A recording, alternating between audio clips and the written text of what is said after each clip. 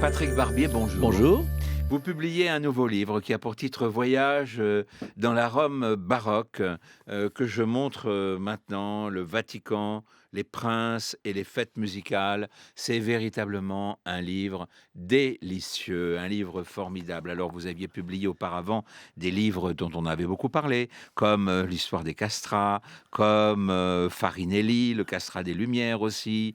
Vous aviez publié la Venise de Vivaldi. Vous aviez publié un livre sur Pergolèse. Vous aviez publié aussi un livre sur Naples. Naples en fête. Vous aimez les fêtes. Et alors, disons que dans cette période que vous nous donnez à lire, à voir, qui est celle de la Rome baroque, 17e, 18e siècle, on Absolument. s'amuse beaucoup. On s'amuse énormément parce que c'est une ville très très très joyeuse et très festive, un peu dissolue par moments, en tout cas où il y a une liberté de ton extraordinaire qu'on n'imagine pas. Et puis la fête, elle est partout parce qu'il y a à la fois la fête, je dirais, profane, populaire, celle du carnaval, celle qu'on voit partout sur les places, place Navone, place d'Espagne, mais il y a aussi toutes les grandes fêtes qui sont liées à la papauté, ces défilés extraordinaires lorsque le pape prend possession de Rome après son élection, ou bien ces entrées d'ambassadeurs par la Piazza del Popolo, la place du peuple, comme on dit aujourd'hui. Et tout ça, et puis bien sûr tous ces carousels, toutes ces fêtes qu'on fait pour l'arrivée de grands souverains, comme lorsque Christine de Suède arrive à Rome après son abdication, tout ça fait que on est perpétuellement en fête. Et d'ailleurs, on dit avec beaucoup d'humour à l'époque qu'en gros, à Rome, il y a un tiers de prêtres, un tiers de gens qui ne font pas grand-chose et un tiers de gens qui ne font rien du tout. Voilà. Alors ça semble extraordinaire parce que finalement c'est le Vatican qui est là et l'Église qui domine C'est vrai. absolument toute l'Europe. Et on a l'air de s'amuser. C'est comme si c'était un challenge. Oui, en fait, ça paraît curieux, mais ce n'est pas du tout parce que le pape est là que ça empêche les fêtes. D'abord parce qu'il y a des papes qui les ont beaucoup encouragés. Et il y a un pape qui est très important dans ce livre, évidemment, c'est Urbain VIII, c'est de la famille Barberini. Voilà quelqu'un qui a encouragé d'abord des cérémonies de toute beauté dans la basilique Saint-Pierre, qui a tout à fait encouragé le festival, le carnaval. C'est lui aussi qui a encouragé la naissance de l'opéra dans la famille Barberini. Donc, au contraire, être pape ne veut pas dire être opposé aux choses. En revanche, bien entendu, il y a des périodes un peu plus difficiles avec des papes revêches comme Innocent XI. Pour l'anecdote, Innocent XI, c'est celui à qui un castrat a écrit un jour pour lui demander la permission de se marier parce que, disait le castrat, l'opération avait été mal faite. Et dans la marge, le pape a écrit qu'on le châtre mieux.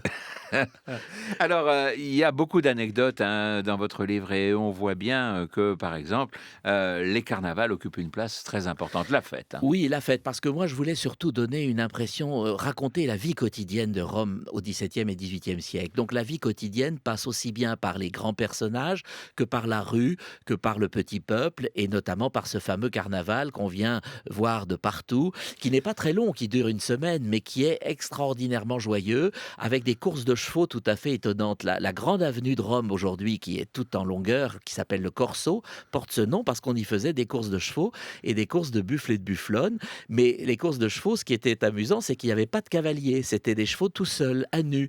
Et les chevaux partaient comme ça, depuis la place du peuple, allaient jusqu'à la place d'Espagne. Et des milliers de gens regardaient ces courses et on primait celui qui arrivait en premier. Voilà, ça c'est un exemple de la fête. Mais aussi le soir du Mardi Gras, eh bien, des milliers de Romains avaient des petites bougies, les fameux moccoli, et tout le jeu, c'était d'éteindre la bougie des autres sans se faire éteindre sa propre bougie. Voilà. Alors, il y a des gens qui occupent une place importante à Oui. Rome, ce sont les castrats. Oui, les castrats sont partout parce que d'abord, les castrats sont nés à Rome. C'est vraiment une volonté de l'Église de remplacer les voix d'enfants ou les voix de fausset, c'est-à-dire nos contre-ténors d'aujourd'hui, par des voix beaucoup plus pleines, beaucoup plus amples, avec des possibilités vocales beaucoup plus grandes.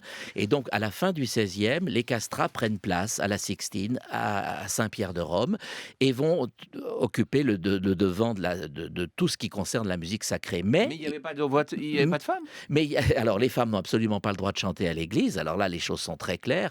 Aucune femme ne chantera dans l'église catholique en public jusqu'au 19e siècle, en gros. Mais ce qui est amusant, c'est que à Rome, très précisément dans la ville des papes, pour ne pas que les femmes au théâtre donnent de mauvaises pensées aux prêtres qui sont dans la salle, eh bien les femmes n'ont pas le droit de monter aussi sur une scène. Donc les castrats jouent tous les rôles. Ils jouent les rôles d'hommes et les rôles de femmes. Et donc c'est une situation qui est très particulière évidemment à Pas Rome. uniquement dans la musique, hein, les ballets aussi. Les ballets aussi, parce qu'il est hors de question qu'une femme danse, donc les hommes font tous les rôles de premier danseur et de première danseuse. Donc on arrive à des situations invraisemblables, comme un jour lorsqu'un spectateur s'écrie en voyant la première ballerine entrer sur scène, tiens, voilà le boucher du quartier. Donc voilà, c'est assez drôle. Rome est vraiment une ville à part, parce que même dans les autres villes des États pontificaux, elles autorisaient les femmes sur scène, mais Rome vraiment est à part. Alors, on se rend compte que, en lisant votre livre, que Rome est une véritable ruche et que l'activité culturelle est intense. Elle est intense parce que d'une part, le XVIIe et le XVIIIe, c'est la grande époque de ce qu'on appelle le népotisme, c'est-à-dire les neveux des papes vont dépenser énormément d'argent pour les arts, pour les monuments, mais aussi pour la musique et pour les fêtes. Mais à cela s'ajoutent les cardinaux, qui sont de véritables princes à l'époque. On parle d'une cour cardinaliste, hein, c'est-à-dire que certains cardinaux sont des mécènes extraordinaires. Le cardinal Pamphili, le cardinal Ottoboni, ce sont des gens, on a plaisanté en disant à l'époque qu'ils avaient beaucoup donné à Rome ce qu'ils avaient pris à l'Église. Mais finalement, tant mieux, parce que ces gens, ces mécènes, donnent du travail à des milliers de gens, à des milliers d'artisans, mais aussi à des musiciens extraordinaires. Et ces cardinaux et cette figure exceptionnelle de Christine de Suède, eh bien, vont complètement doper la vie musicale romaine. Et c'est là qu'on va avoir des créations extraordinaires d'œuvres différentes. Alors, on va reparler de Christine de Suède dans un instant. Disons une chose, c'est qu'on construit beaucoup à l'époque. On construit beaucoup parce qu'on est dans le grand sillage de ce que nous appelons la contre-réforme catholique, c'est-à-dire que l'Église de Rome maintenant reprend du poil de la bête après le grand mouvement protestant. Elle veut montrer qu'elle rayonne sur le monde. Et partout, on dit Rome triomphante, Rome capitale du monde. Alors comment voulez-vous montrer que vous êtes la capitale du monde? Ah, Eh les bien, en places, les construisant. fontaines, les Voilà, rues, voilà, absolument. les Et immeubles. des basiliques, des églises, des coupoles, des fontaines, des places magnifiques. Voilà, c'est vrai que moi qui ai beaucoup pour ce livre travaillé sur les récits de voyageurs et les mémoires de gens de l'époque, eh bien l'admiration qu'on porte à cette ville quand on y arrive est vraiment phénoménale. Parce qu'on n'imagine pas qu'il y ait une telle concentration d'œuvres d'art dans une ville qui ne fait que 140 000 habitants finalement. Rome fait peau neuve. Et au milieu de cette Rome arrive un jour un personnage qui va devenir qui est très important, mais qui est, pour une autre, vous allez nous expliquer aussi pourquoi, et qui occupe une part importante dans votre livre, c'est Christine de Suède. Alors il faut dire que Christine de Suède, Oui. elle va venir au secours d'une certaine façon, elle va être la figure de l'Église catholique. Et absolument, mais quel pain béni pour la papauté. Imaginez une grande reine protestante d'un pays du Nord qui abdique, ça c'est une chose, mais qui se convertit au catholicisme. Ça c'est encore mieux évidemment. C'est-à-dire c'est une leçon fabuleuse à une époque où on cherche à reprendre en main toutes les brebis égarées tentées par le protestantisme. Eh bien évidemment, cette reine donne l'exemple. Donc on va l'accueillir en 1655, on va l'accueillir à Rome, absolument. C'est presque une sainte qu'on accueille, hein. C'est voilà la reine convertie. On lui accorde une place considérable et elle va vivre pendant 30 ans à Rome. Et elle va constituer une petite cour qui va faire sensation. Pourquoi? Parce qu'à Rome, on ne voit toujours que des papes, pas très jeunes, que des célibataires par définition. Et là, on a une cour féminine, une cour artiste, une cour d'une mécène et d'une femme d'une culture exceptionnelle. Donc, on peut dire qu'il va y avoir un peu deux cours à Rome, la cour du pape et la cour de Christine de Et Suède. ça vous plaît bien parce Oui. que plein d'anecdotes hein, sur Oui, Christine de bah Suède. oui, parce Et qu'on a puis, pensé que c'était un hermaphrodite. Et ouais. dans tous les témoins de l'époque, quand elle arrive, disent il paraît que c'est un hermaphrodite. Parce qu'en fait, c'est un garçon manqué. C'est une femme. En fait, on sait évidemment depuis, et aussi parce qu'on a fait des études sur sa dépouille, on sait que c'est bien une femme. Mais elle avait des telles manières de garçon. C'était une telle femme forte, si vous voulez. Et elle était tellement féministe avant la lettre que, évidemment, à l'époque, on avait vite fait de douter de son sexe. Et donc, voilà pourquoi cette femme étonne. À l'époque, elle a des manières parfois un petit peu rudes, mais en même temps, elle a un tel esprit que, sitôt sa mort, en hommage à cette reine, on va fonder la plus grande académie d'Italie, l'Académie de l'Arcadie, qui serait un peu comme notre Académie française. Encore un mot évidemment sur la musique, hein, parce que j'ai été étonné de trouver dans votre livre et de rencontrer des personnages comme Handel. Je ne Oui, savais pas que Handel, oui, bah, voilà, on ne sait pas tout, oui, mais là, véritablement, je me suis dit, oui, oui, un grand personnage comme lui est oui, c'est présent. un jeune Handel d'une vingtaine d'années qui arrive à Rome parce que en fait, il fait ce que tout le monde fait, le grand tour, vous savez, c'est-à-dire les villes culturelles de l'Italie.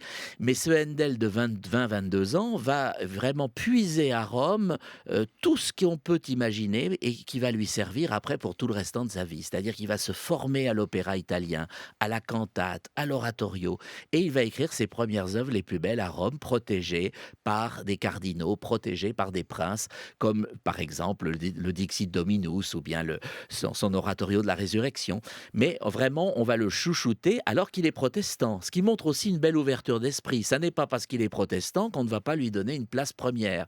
Et aussi, on adore les concours alors à l'époque. Donc, on va le mettre en concours avec Domenico Scarlatti et pour voir qui est le meilleur à l'orgue ou au clavecin. Et alors, ils vont faire une véritable compétition avec un jury et on va décréter que Handel est meilleur à l'orgue et que Scarlatti est meilleur au clavecin. En fait, c'est une histoire de donner à chacun un prix, vous voyez, et comme ça, il n'y a pas de perdant. Ouais, pas de prix, pas de oui, c'est ça, personne n'est fâché. Voilà. Patrick, Barbier, contrairement à une idée reçue, donc on s'amuse beaucoup dans cette, Rome, de l'époque parce que, c'est la Rome du Vatican. Oui, c'est la Rome du Vatican et on pourrait penser qu'une chape de plomb tombe sur cette ville, que ça va être la ville où on est en prière toute la journée. Alors pas du tout. D'ailleurs, c'est très amusant parce que les gens du peuple pensent que finalement on peut mener une vie un peu dissolue du moment qu'on se confesse pour Pâques. Tous les péchés de l'année sont pardonnés, donc ça vaut le coup de recommencer. Et donc en fait, il y a une très très grande liberté de ton, de liberté de mœurs, et finalement on se sent extrêmement à l'aise. Tout ce petit monde-là collabore très bien. J'insiste, c'est une petite ville, hein, 140 000 habitants, c'est peu, et donc tout le monde se connaît, et donc il y a une très grande proximité entre les princes et les gens du peuple, entre les artisans et les cardinaux, et voilà, tout ce monde-là cohabite de façon assez truculente.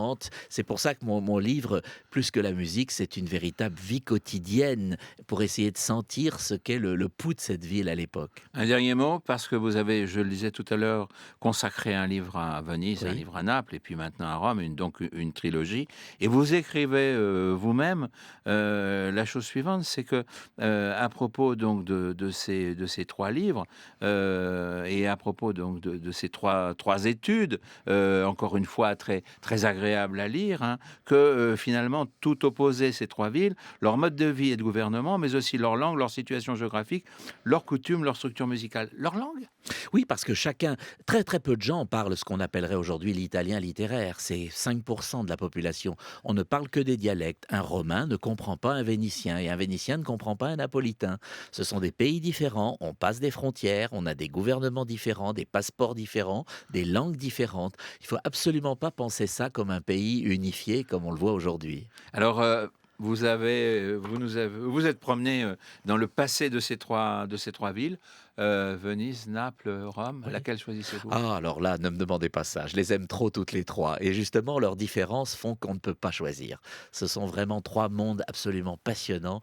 Et l'époque baroque est une époque absolument unique en son genre, justement, pour avoir tellement bien cultivé les arts et la fête. Merci beaucoup, Patrick Barbier. Alors, je rappelle le titre de votre livre, Voyage dans la Rome baroque, le Vatican, les princes et les fêtes musicales, publié donc aux éditions Grasset. Mais il faut aussi lire le livre que vous avez consacré à Naples, le livre que vous avez consacré à Venise, La Venise de et puis Vivaldi, oui. le livre essentiel, si on veut comprendre un petit peu ce que ça pouvait représenter à l'époque, le livre que vous avez consacré au castrat, qui était très important dans la vie musicale de l'époque. Absolument.